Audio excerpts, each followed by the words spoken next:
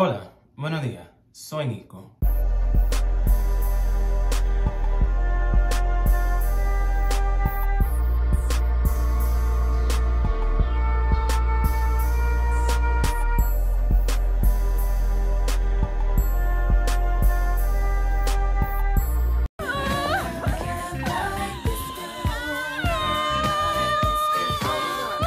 So today, sorry for the late upload. As you can tell, I have a new ring light. I had to build it and set it up, and it's slow progression.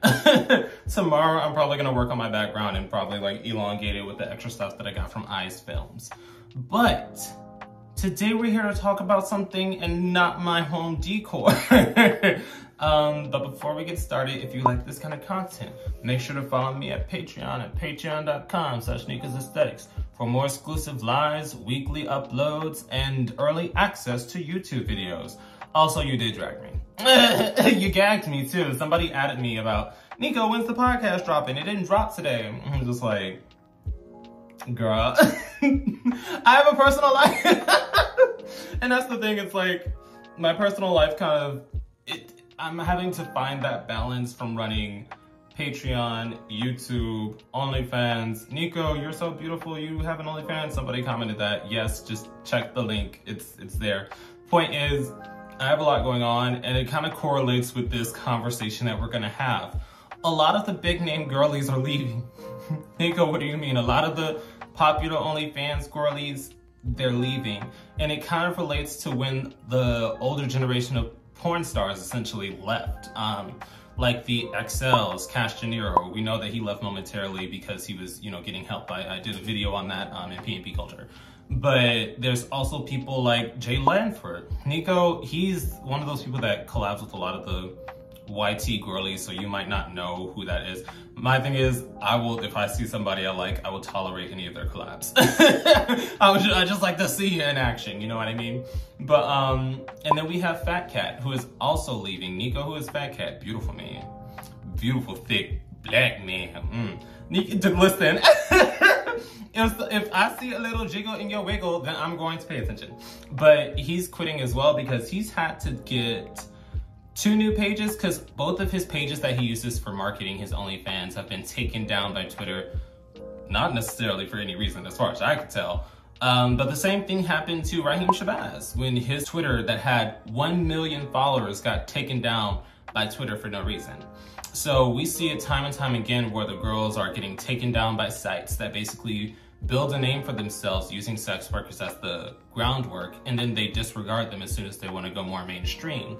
Because we also started seeing changes within the Twitter algorithm once the whole Elon Musk thing happened and he tried to buy Twitter. Essentially, they started flagging any adult content. And they would flag it and they're like, well, we reported your content because it might have adult content, you just need to label it like that now. So they're slowly adding hidden strikes on you for posting the content that you've been posting since you joined Twitter in like 2000 or something. So you essentially have to turn all of your content into adult content within your settings, which basically kind of hides it slightly from the main timeline. And you have to click I agree and go through different hurdles to actually open up the message and or the video, the picture, etc. So it's making marketing more difficult because they're taking away pages for not any discernible reason, but also flagging you if you post something that's adult content related. But after that, you spend all your time cultivating a following so that you can market your material. Nico, and that's the thing, a lot of people think joining OnlyFans is easy, but like I've always said, you already have to have a built-in market or else you're grinding from the bottom in an oversaturated market. So after you built up your following, your pages consistently get taken down because people are either flagging you for hate, because sometimes bitches just hate on you to hate, and it's just real life. Nico, I've learned in life. I used to think people that would be like, oh, my haters, my haters, my haters. I'm like, girl, you work at Best Buy, you ain't got no haters. You know what I mean? Like, a lot of people over-exaggerate their online persona. But sometimes if you are in a social pedestal, people will hate on you just to hate on you. I've been blocked by people I've never had conversations with. I've been shit talked about by popular YouTubers I've never had a conversation with whose content I used to actively watch.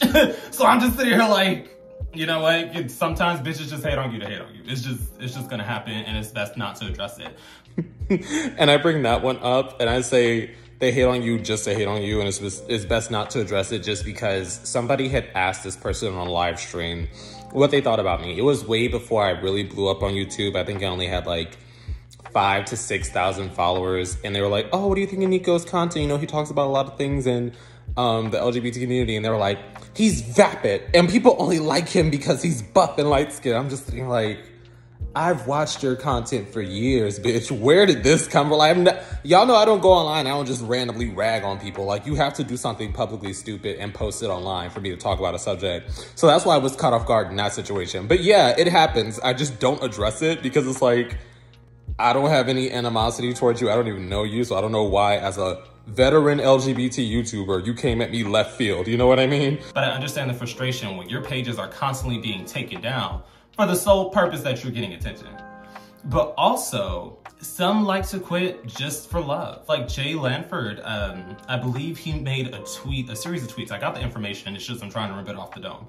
He basically said, I'm going to be deleting all of my pages just for fans, OnlyFans on October 31st, but I'm going to upload everything in my phone before I go so that y'all can have some fun. But honestly, I'm tired of the mindless intercourse. I'm tired of the random super happy adult fun times. I want love to be in that dynamic. And as an ex that was taken off the street, I was out the streets for a minute because I was always in back-to-back long-term relationships. So I'm back in the streets now, not necessarily because I really haven't like collabed since Brazil. It's more been my personal content. But it's like, I understand what they mean because super happy adult fun time without any base is kind of just like doing your own self-gratification, but using somebody else's body parts to do so. It's like a robotic thing, which can be fun. You know, casual intercourse and exploring, you know, sex with different partners or the same partner, or add another partner in with your same partner. You know what I mean? It can be fun, but to me personally, I understand that it doesn't hit as hard as when you're in a relationship and you actively care for that person. So that's personally why you don't see me out here wilding, you know, because a lot of people start their OnlyFans and then they start like collabing with everybody and their son. But I'm very specific with who I have intercourse with because I'm like, I have to have some form of connection or a genuine attraction to you to even step forward into this. You know what I mean? So a lot of people actually leave for relationships. I know porn veterans who I've had private discussions with. I'm not gonna spill their tea. But they were like, yeah, I quit because I found a guy, we were dating for years, and then we broke up. And I'm like, well, I missed the excess money. I wanted to just get back out there. And they successfully reintegrated. But that's the thing, it's like, it's hard. It's hard to do that for most people. If you're not an already established name, you won't really be able to exit and pop back in and exit and pop back in. But that works for every social media. Seeing as how in today's day and age, the wheels are constantly turning. Every time you look over your shoulder, next hot bitch, big titties, bigger booty, you know, bigger appendage. There's always going to be somebody in theory that's bigger and better than you, especially in social media. So there's not really a time to take a break. Nico, do you ever wonder why I say I'm taking a social media break and I take 1 to 2 weeks at most, and then I'm still posting on YouTube because I have to stay consistent with the algorithm or else I will just get moved off the shelf. And it's something to say about society, how even if you are your own business, you're still an interchangeable cog. If you leave for too long, somebody will fit that niche. It's interesting. And it's sad because it puts all of it into perspective for you. So as someone who just got in the game, you know, I definitely understand why people eventually delete all their content. They say, you know what, I'm done with the people slut shaming me. I'm done with people reporting my content for no reason, because there are some OnlyFans girls, you know, that do nothing wrong. Because I comment on the shenanigans, I comment on the stuff that y'all want to see, because people are always like, oh, where's the positivity? Girl, when I have deep intellectual conversations, it gets half the views. If I'm talking about some shenanigans the OnlyFans girls are doing, it gets twice the views. So it's like, it's clear the content that a lot of people want to see, if I'm being very transparent. But that is to say that there are normal OnlyFans girlies who just do their job, they go home, and they go about their business. That was the ending point of that, but I lost my train of thought. But it's like, you just get tired of it eventually. Like you get tired of having to be present. You get tired of having to collab, to do all of this without any emotion. And that's the thing. I really appreciate the girls that actually find companionship within the community, the OnlyFans community. Those that tend to date other content creators because they can still stay on their business grind while still appreciating the love that they have at home.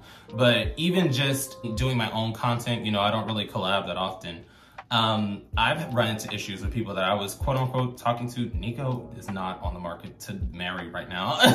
I'm really not, because I was in a serious relationship, like a really serious one. And I'm just like feeling myself right now. But even people that I was kind of flirting with or talking to, that dropped off as soon as they saw my content. So I mean, it's like, I understand how it's hard to reintegrate into normal society while you're doing OnlyFans, be it in a romantic sense, be it in a business sense, because as we saw with Chino or Chico Black, I always get that middle letter confused. When he tried to reintegrate to society, they sent his porn to his job to get him fired and get him back into sex work. So I mean, there are haters out there. There are people that make reintegrating more difficult. There are people that do not want to date sex workers. And as someone who is a sex worker at this point, I definitely understand. I don't argue with people. That's the thing. I don't beg niggas. I don't beg nobody for their attention nor their acceptance. So if you tell me this is something that you can't handle, I'm like, that's perfectly fine. It's not for everybody. But I understand why people are leaving. Because if I'm busting my ass and putting out content that people enjoy, that I want to make sure is a certain quality, and y'all are reporting me for the sole purpose that the content that I'm working hard for is getting numbers, I would be upset. If I've been in the game for so long and I've brought so much sexual gratification to so many people, but people in the real world, because y'all forget the digital world, though it is tied to the real world, they are not the same thing.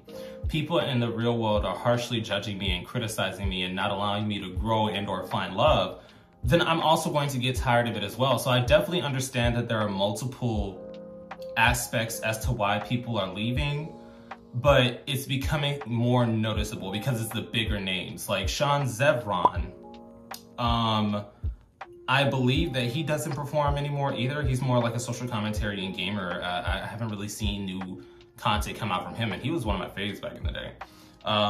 Just a lot of big names. I'm not gonna just start naming porn stars.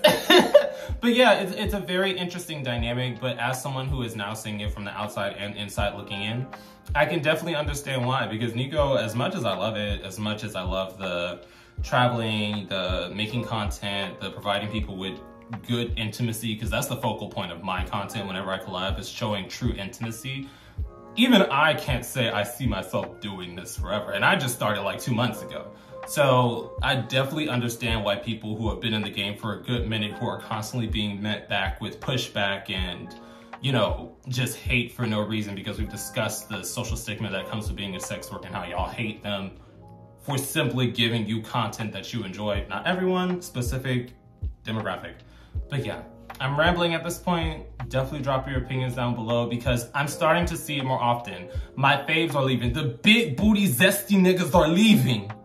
That's where I draw the line.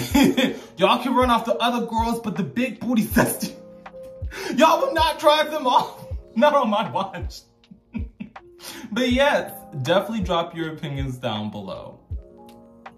And once again, a quick thank you to all my patrons on Patreon, and a quick shout out to my third eye tier patrons. Your support means everything to me and helps me do this a lot more smoothly. I will also be listing this week's live stream topic in case anybody wants to join in on the fun. I will see you guys there.